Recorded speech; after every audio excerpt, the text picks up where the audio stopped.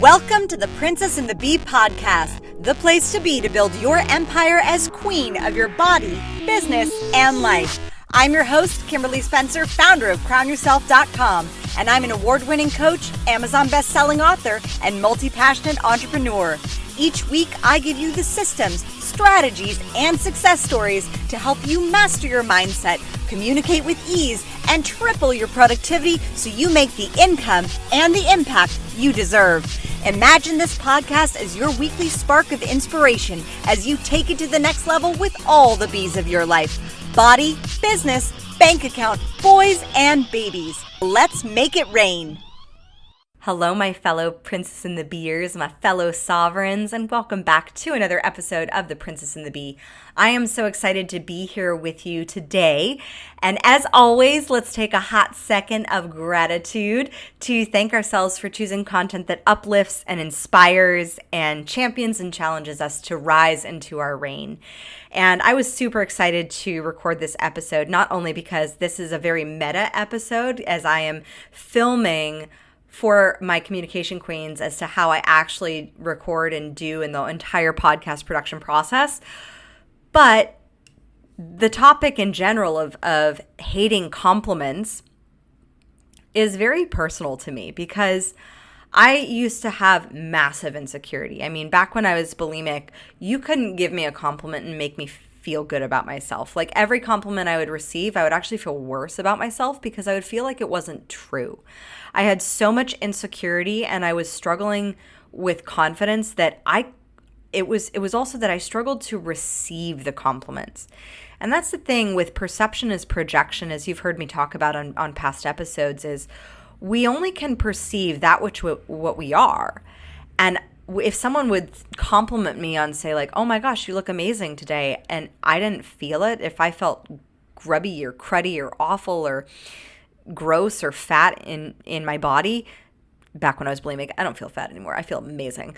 But back when I was bulimic, if you complimented me on my body, on how I looked, and I didn't actually believe it, the compliment would literally bounce off of me.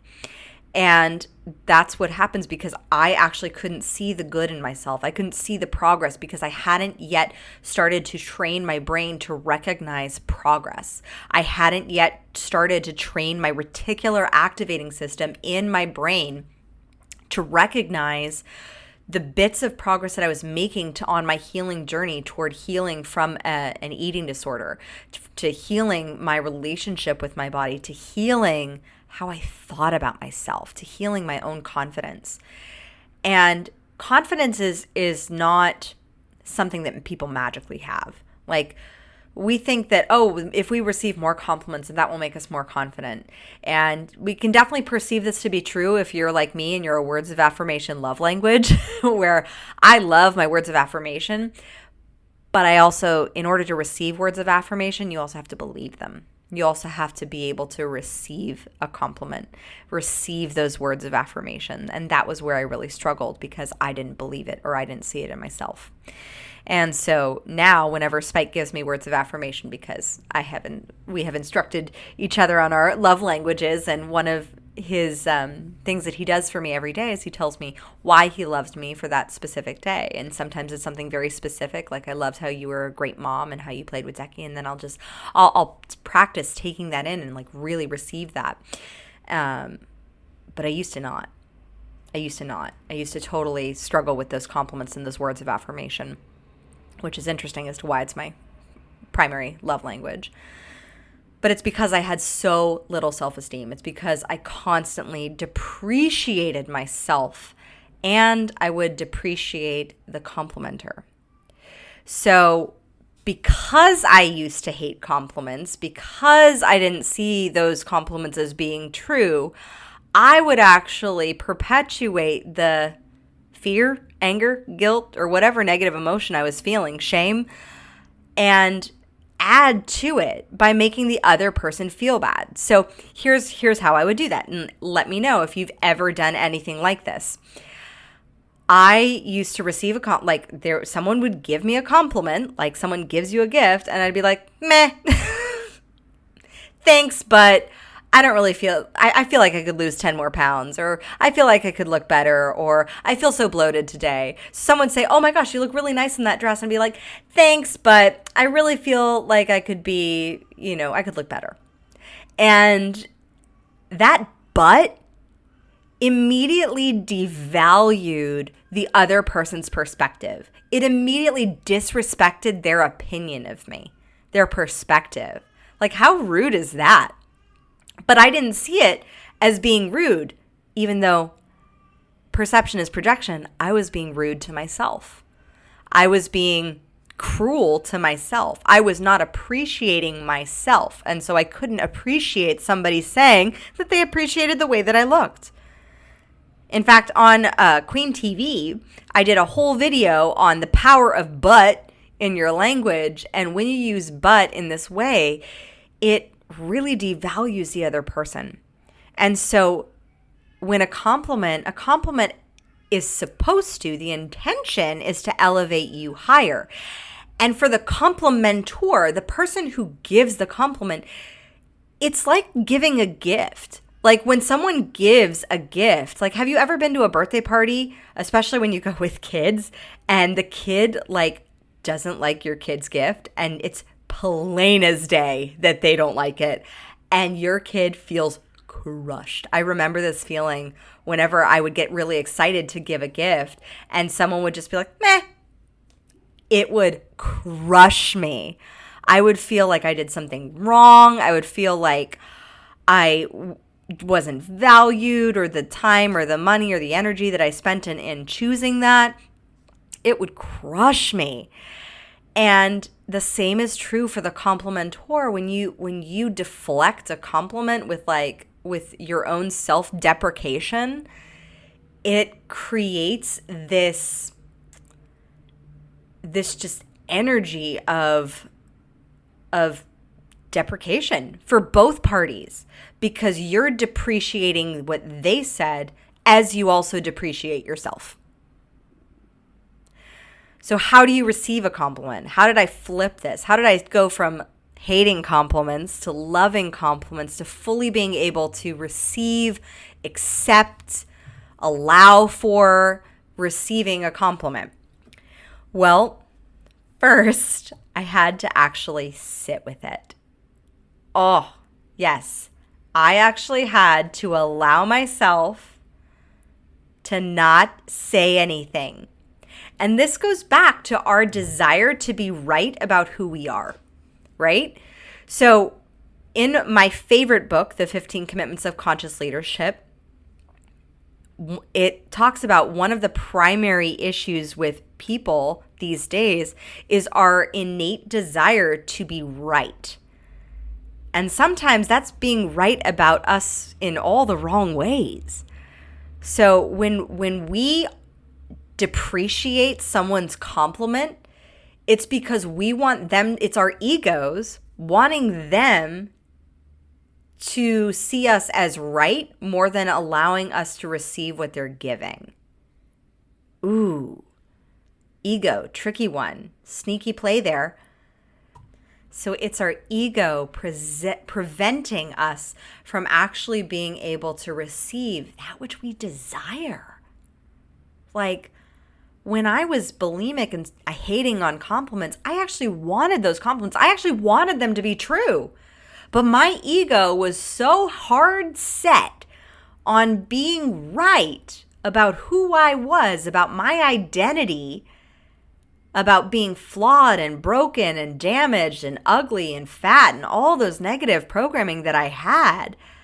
My ego was so hard set on being right about it that I would push off anybody else who contradicted my desire to be right. So the first thing I had to do in order to start receiving compliments is I had to surrender my desire to be right about who I was, or about who I thought I was.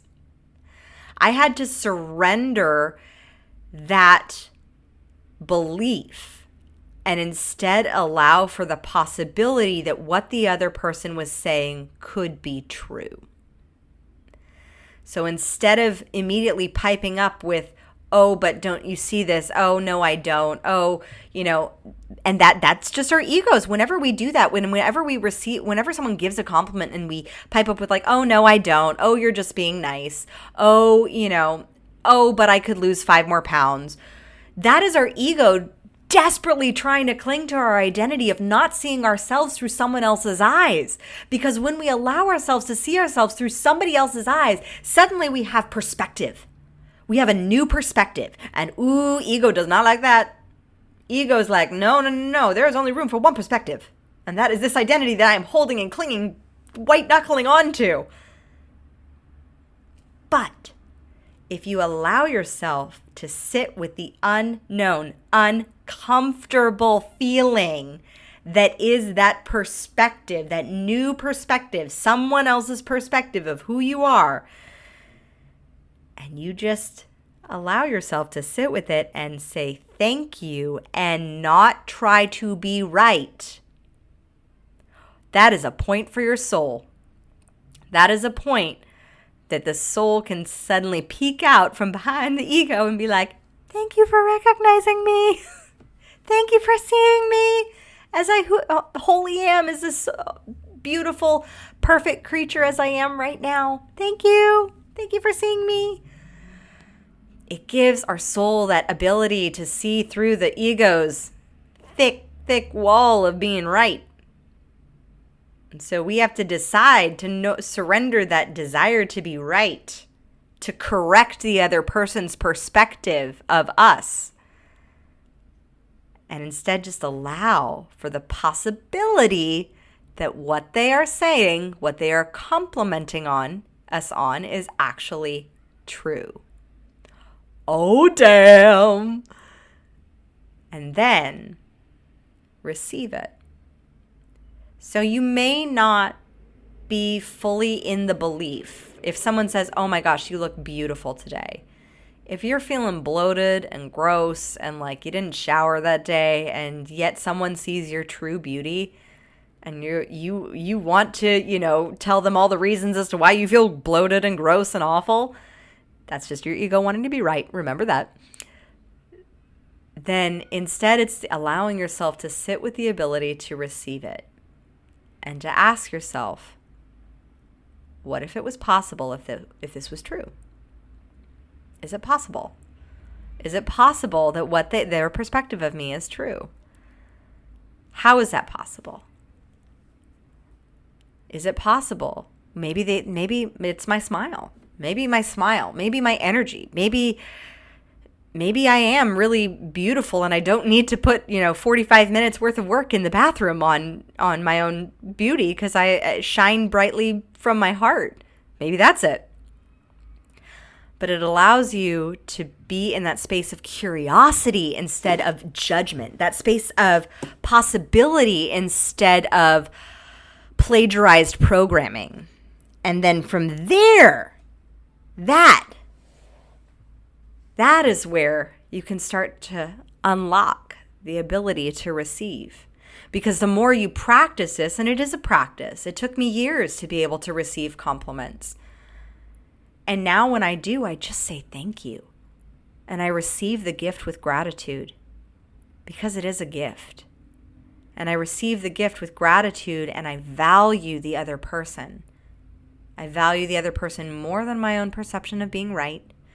Even if I think that they're wrong, and I'm like, okay, how are they right?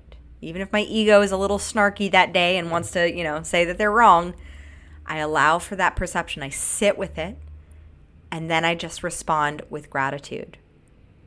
I respond with a thank you without trying to impose my opinion, my belief, my identity, because obviously this person is seeing something in me that maybe I don't, or that maybe I need to see, or maybe I do see and I just need to see more of it.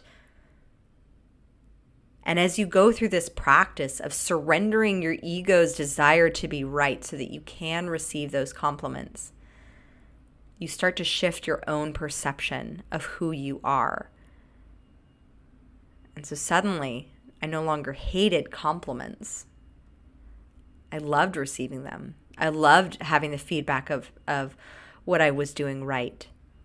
For so many years, I'd programmed myself to see all the things that I was doing wrong, all the ways that I was wrong, all the ways that I was broken, all the ways that I was damaged. And what you focus on, you feed. It's like a dog.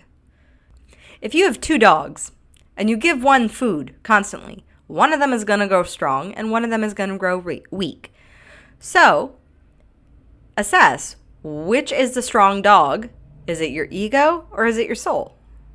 Your ego is going to want to keep you trapped in the identity of who you think you are. So if you think that you're broken, damaged, a victim, it's going to want to keep reflecting that back to you. And so that is where you don't receive compliments. That is where you prefer to be right and correct others as to how dare they see you as, beautiful that day or amazing or good at what you do or whatever compliment it is that they're giving you. How come they can't see why you're wrong? Why all the ways that they're wrong? Versus if you feed the dog that is of your soul and you allow for yourself, you allow for people to be a reflection of you. You allow for that reflection back, and maybe you'll get reflected some pieces that you don't really want to look at, and maybe there will be some pieces that you actually really do need to receive. Like how amazing you are, or how strong you are, or how capable you are, or how beautiful you are. And so allowing yourself to surrender the need to be right, to then elevate into curiosity as to how could the other person who's giving you this compliment be right about who you are? How can this other person actually know you better than you're allowing yourself to see yourself? Because who you think you know yourself to be is not necessarily who you are. And sometimes other people can be our greatest reflections as to how we can grow into being the best, most sovereign, amazing queens and kings.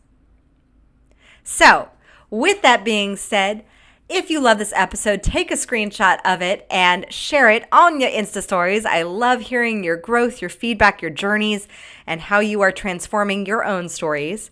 And as always, my fellow empire builders, own your throne, mind your business, because your reign is now.